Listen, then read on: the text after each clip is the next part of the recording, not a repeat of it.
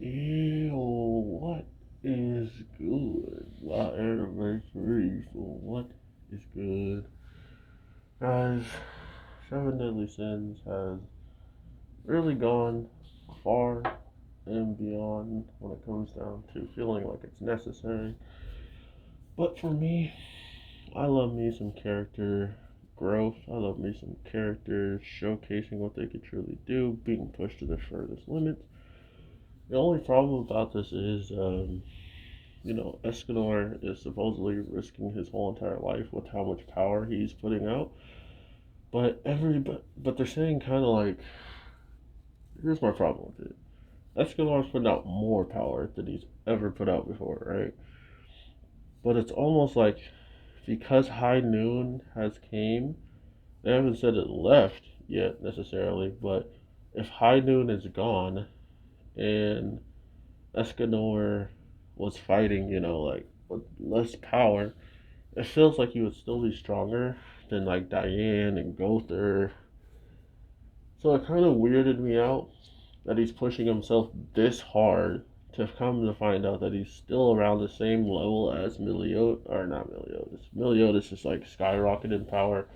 So did Bond and King, but he's using this much energy in his life to push himself this far to pretty much tell us that he needs to do it almost to either keep up with our people or to actually be on a power level where he can do damage to the Demon King, where everybody else is kind of, I guess, just doing stuff towards the Demon King, right?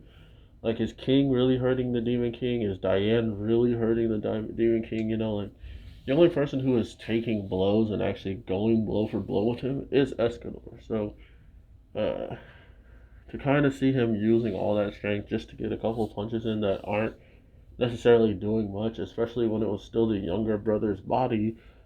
So the Demon King kind of was getting away with being hit lighter than normal because they didn't want to actually kill Meliodas' brother. And now that he's just part of the planet, part of the ground, part of the earth, created with everything that he could find with his commandments, he's not going to get that same holding back treatment. Um, I'm guessing this is going to play out either quicker or at the same speed as what we saw, but with everybody pushing themselves to their limits just to fight the Demon King for the third time, uh, it feels weird, right?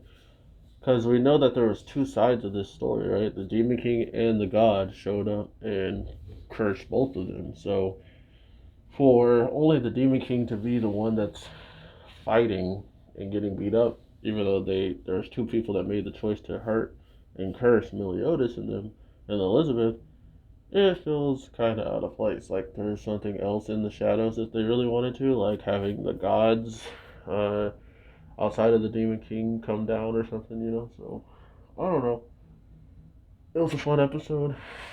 Um, Seeing them all work together and finally get the Demon King out of the body, but as of right now, it is something for me and all the true fans out there that just want to see these characters on screen doing stuff. These episodes aren't really necessary, but at the same time, they feel amazing to watch still because I love these characters and I hope the best for them.